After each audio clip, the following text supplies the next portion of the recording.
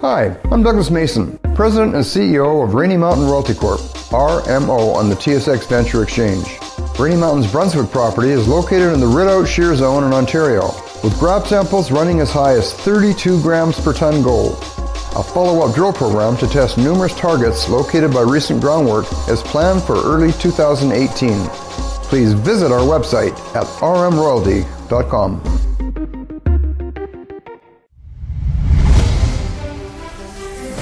Welcome to the Goddard Report. Comments made on the Goddard Report and TalkDigitalNetwork.com are an expression of opinion only. Here is Jim Goddard. My guest is Sharon Noble, Director of the Coalition to Stop Smart Meters in BC. Welcome back to the show, Sharon. Thank you so much, Jim.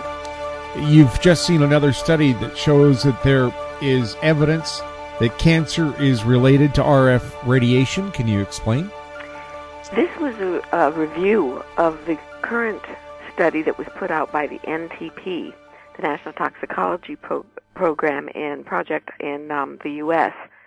It's been released in a couple of pieces, and as happens with many of the major studies, there are experts that are brought together from around the world to discuss the results. And this was a peer-review study in which I think about 12 people from around the world came and looked at the results. And they concluded that there is clear evidence of a connection between wireless radiation like that from cell phones and cancers. The major cancers that this study showed were cancers of the brain and cancers of the heart. But in addition, there were cancers and tumors of other parts of the body that they believe are directly associated with this type of radiation, whether it's to the prostate, to the breast, whatever. And as many other studies have shown, there are other diseases besides cancer, but this particular review panel looked at cancers only. And as a result of this review panel, there is a call now, more than ever, that this radiation be called a true carcinogen, like tobacco. We shouldn't be waiting around for more proof. The proof is there. The evidence is strong. And physicians and researchers from around the world now are calling for a minimum of the precautionary principle. We have enough evidence showing that people should not be exposed to this type of radiation, and especially exposed without their full knowledge. We've been trying for years, Jim, as many other places have, to get the politicians and to get the public health officials to put warnings out there so that the public are aware. And yet there's a silence. You can look on the former Perry Kendall's website, and it's now the website of the public health officials here in British Columbia. You can look at the website of the cancer societies, and you don't see anything related to the warnings at all. In fact, you see quite the opposite information. It seems to indicate that there is no evidence, or the evidence isn't strong enough to warrant these warnings. And that's totally irresponsible. In fact, I believe it's true negligence on their part. This was very, very significant. And as I mentioned in our last discussion, there was a second study from Italy, Ramazzini. Like the NTP, it was done over 10 years. And while the NTP study concentrated primarily on the higher radiation levels emitted by the cell phones, when cell phones are placed against the body and against the head, the radiation levels are extremely high. The Ramazzini study looked at radiation levels that were much lower. In fact, levels that are similar to those in homes and environments on a daily basis. Yet their results were exactly the same. They came up with the same cancers, the same frequencies, everything. And what more do we need to say we don't put cell phones, we don't sell cell phones, we don't put Wi-Fi in schools, we don't put smart meters on homes, because this radiation is dangerous. Why do you think there's been so much government resistance to accepting these reports? Money and pressure from industry.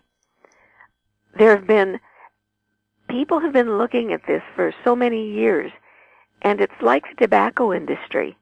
The government makes a heck of a lot of money off this by either selling access to the spectrum, to the various frequencies. They make billions of dollars. And there are strong pressures from the industry.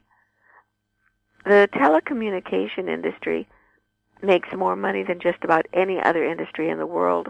I think they either are challenging the oil and gas as far as profit levels are concerned, or they are now exceeding it. But they have extremely strong lobbying. And like the tobacco industry, they bend the truth. They do not tell you what the harm is. They don't tell you that these things are costly.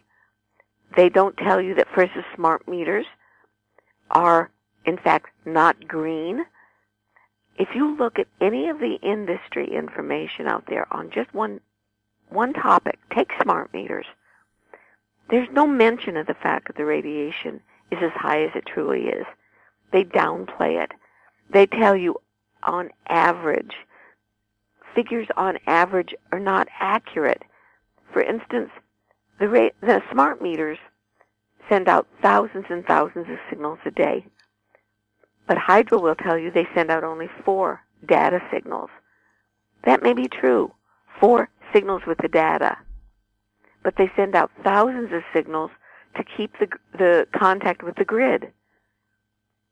You average these signals over a day, and it may not sound like it's very high, because the signals are very, very short, milliseconds short, but they are pulsing.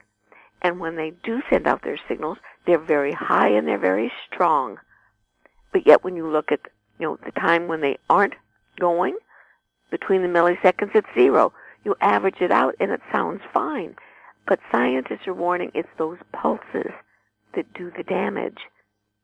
Likewise, they try to tell you that the smart meters are green, that they will save you energy. People even like Elizabeth May and the Sierra Club buy into this idea that they will be green, and so the benefits are worth the hazards. But they, in fact, are not green. Smart meters use energy. They use a lot of energy, where the analogs didn't use any. They are also made of materials that don't last. They are made of plastic, combustible plastic, and their lifespans are only 5 to 7 years. So you're looking at machines with plastic and lithium batteries that have to be replaced every 5 to 7 years. How is that green? An analog meter made of glass and metal would last 30, 40, even 50 years. And they don't have to be replaced, and the materials are not nearly as hazardous and expensive to make as a smart meter. So we are all being faced with these false stories, incomplete stories, deceptive information, and there's no one there to tell us the truth. And industry has strong lobbyists, so they're selling all this propaganda to Hydro. They're selling the propaganda to the government. They're paying huge fees for licensing and to buy cyberspace. Why are we not hearing the truth? I think that's why, Jim. We're not being told the truth because we wouldn't like it. Well, we're also being told that cell phones were designed to be as addictive as possible, just like the tobacco industry made cigarettes as addictive as possible. Absolutely.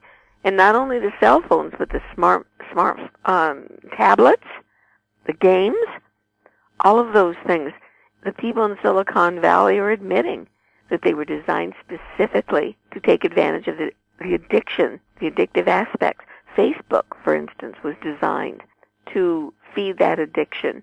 Every time someone gets a like, they get a high. Yeah, there's so many things there that people just don't know about, And industry sure as heck isn't going to tell you. We'll have more with Sharon Noble right after the break. Vatic Ventures Corp. is a potash exploration company focused on the Korat Basin in Thailand, the world's largest undeveloped potash resource. Vatic's management has extensive potash exploration and development experience in Thailand. Vatic will have marketing advantage compared to Western producers. Drill program commences this spring. Vatic trades on the TSX Venture, symbol VCV, and on Frankfurt, symbol V8V2. Visit our website, vaticventures.com. Avon Resources Limited is a gold exploration company with significant projects in British Columbia, Saskatchewan, and the Yukon. Trading on the TSX Venture Exchange, symbol ABN, and the pink symbol ABN-AF. Surrounded by world-class gold deposits and mines, Avon's 23,000 hectares Forest Kerr Gold Project is located in the heart of the Golden Triangle in northwestern BC. For more information, visit us at avonresources.com. Welcome back. We're speaking with Sharon Noble. Sharon, you'll recall during the BC election campaign, the NDP promised to freeze hydro rates, but say they had no choice but to put them up because the Utilities Commission said they had to. Is Fortis also asking for a hike in hydro rates? Well, it's a complicated story with Fortis. They right now serve about 150,000 homes in the interior for electricity, and they have right now, their rates are higher than hydro's rates, dramatically higher, significantly higher. Someone has gone in and taken the time to try to compare. And right now, if you look at a home in a section in the interior served by BC Hydro, very, very near the Fortis boundary, for 1,350 kilowatt hours, which is, I guess, an average for a monthly home, an average home, the rates alone for electricity would be $115 using hydro's rates. But yet Fortis is charging $137 for that very same thing. That's a very big difference. But they're charging right now on the same basis that hydro is, where the low user pays, at a tier 1 level, and then it jumps up to tier 2. For once you get over a minimum level, and I'm sorry, I don't know what that minimum level is, but Fortis is applying right now to the BCUC to put everyone at that higher level, at a flat level.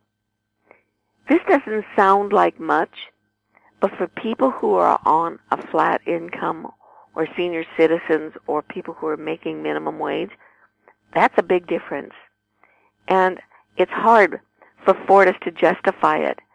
Yet they're doing this. They are applying for it. And over the long haul, over, say, the next 5 years, the increase is going to be equivalent to close to 18% increase in rates just for this alone. People need to be aware that this is happening. And if you go into my updates, there are some letters and there are some graphs and there's an awful lot of information by someone who lives in the area. And his name is Andy Shadrack.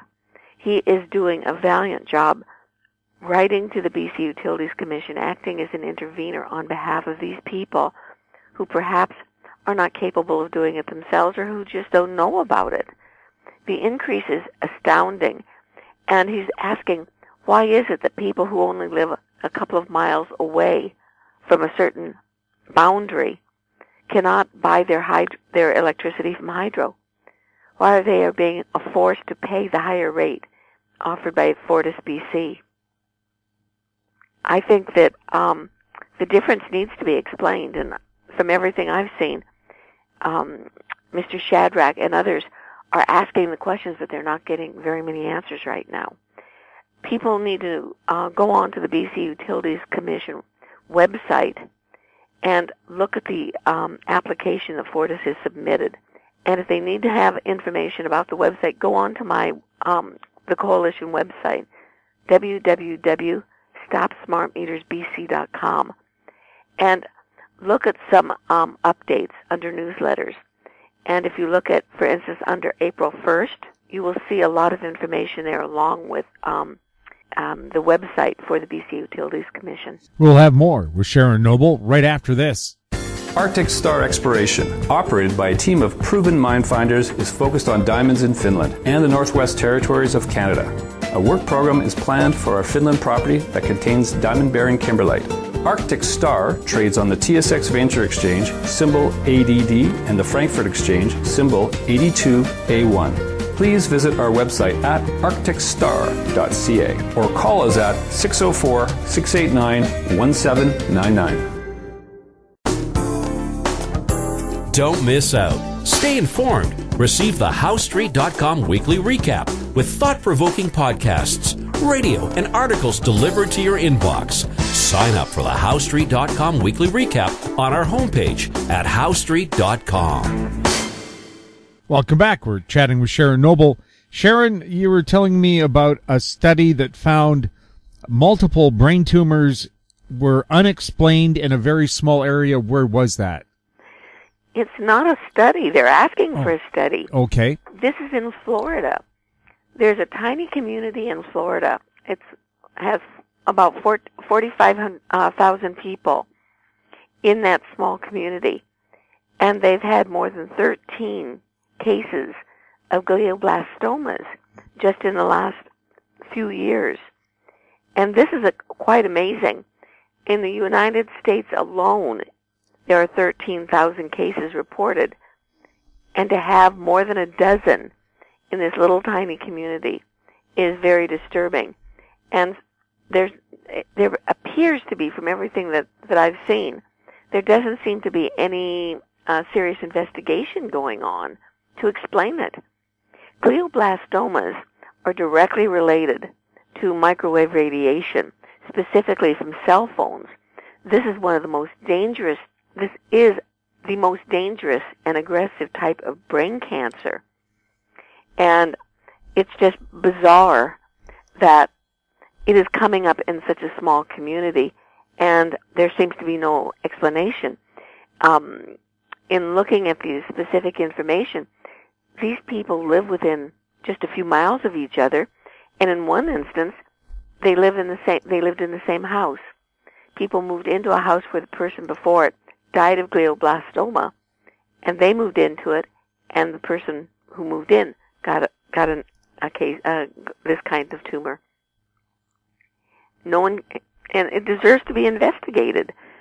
Is it cell phones? Are people using cell phones at a higher rate in this area? Glioblastomas have only, this is the only direct connection that can be made. So it's very, very unusual. Did the late Gordon Downey of the Tragically Hip use a wireless microphone? Yep. Many of the entertainers who have had brain cancers, and many of the very famous people who have died, like Ted Kennedy, Joe Biden's son, they all are linked to high usage of cell phones. And yes, and a lot of the entertainers have to use, they put those like Bluetooth things in their ears so that they can hear the music. You're shooting the radiation straight into your brain. And people have a choice. Entertainers, unfortunately, don't seem to. But when you're using a cell phone, you should be using it away from your body. You should be using it on speakerphone so that you can talk through the speakerphone and you can hear people. Or if you can't do that, then you get a headpiece with an air tube so that you can put these things in your ear. You can use an earbud, but you use one that does not radiate. You can find headphones that do not radiate, and they have the air tubes, and they used to be called surgical air tubes. I've been trying to find one here in Victoria, and they've all of a sudden been very difficult to find, but you can go online and find them. And they have air that comes up, several inches up into the piece that goes into your ear. This eliminates or reduces dramatically the amount of radiation that comes in, so you can plug this into your cell phone and use your cell phone in a safer manner. In France, have they ruled that there's no need for smart meters to give minute-by-minute or second-by-second readings? Yes, and in fact, they've ruled that it invades your privacy to gather data that's not needed for billing purposes. This is something we've been arguing here for some time, but it hasn't gained any traction whatsoever. Smart meters, one of the purposes, we believe, of smart meters is to gather minute data of a personal nature. What kind of appliance you're using, how often you're using it. This is not needed for billing purposes. And in France, they have ruled out this type of gathering of data. They are saying you can only gather data. For instance, what was the billing level, say March 1st, and what was the usage level April 1st, so that you can prepare your monthly bill. No more gathering and submitting of personal data in France from your smart meter. Is it true some smart meters have been giving higher billings because they're confused by other gadgets that radiate microwaves? Yes, there's been some evidence that smart meters are influenced by gadgets such as dimmer switches and LED lights. They seem to be running fast. Who knows what other I haven't seen evidence of other gadgets yet, but I have asked experts if they believe that the smart meters could be influenced by other wireless devices. Other smart meters, for instance, in a town home situation or an apartment situation where you have many in a room very close together, or in a situation where people have fairly strong wireless devices like cordless phones. Base stations of cordless phones are very, very strong. Could they be influencing smart meters? And experts have told me, yes, they believe they could. But so far, I haven't seen any evidence that people have done studies on this. People are receiving very high consumer bills, very high bills after they get smart meters, showing that their consumption levels have increased dramatically without any explanation. Hydro and other utility companies are telling people that they'll take their smart meters and test them. This is something that no one should fall into. This is a scam. Smart meters are computers. Once they are removed from the base, the smart meter base, they reboot to the factory settings. And any, things that have, any errors, any problems in the software will no longer be detectable. If Hydro takes a smart meter into their, quote, pristine lab, where they have removed all wireless and all other devices that could possibly interfere, of course the smart meters are going to run perfectly. Testing should be done at the home with the smart meter in place, and Hydro won't do this. It takes time.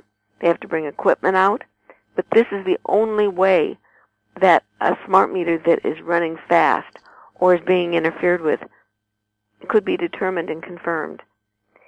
If Hydro says they'll take it into their lab, they will find that the smart meter runs fine, and they will charge you $150 or whatever they're charging now to, quote, test the meter. The meters are running fast, and I am hoping that some people will go to the expense of getting an analog and putting it in place and running it at the same time, measuring the electricity the same way to confirm that, in fact, the smart meters are running fast. I have told you many times that insiders at BC Hydro have told me they know the meters are running fast, but only a little bit, only a few dollars a month for each home. That, in my mind, is fraud. When you add up 1.8 million meters times even $1 a month, that's $1.8 million that they are getting that they don't deserve. And multiply that by $2 or $3 a month, that's a lot of money. That's an awful lot of money. And Sharon, they're not doing anything about it. Sharon, has there been any reaction yet to your fire report on smart meters? Nope. Nothing, Jim. Not a thing. Nobody seems to be concerned about the fires. How many fires did you document, and how long's that document? I documented over about 3.5 years, and I requested reports. I have reports documented in my report on about 100 fires, and out of those fires, about 47 could be traced directly to smart meters. I think that is high enough to warrant some concern, but it's not.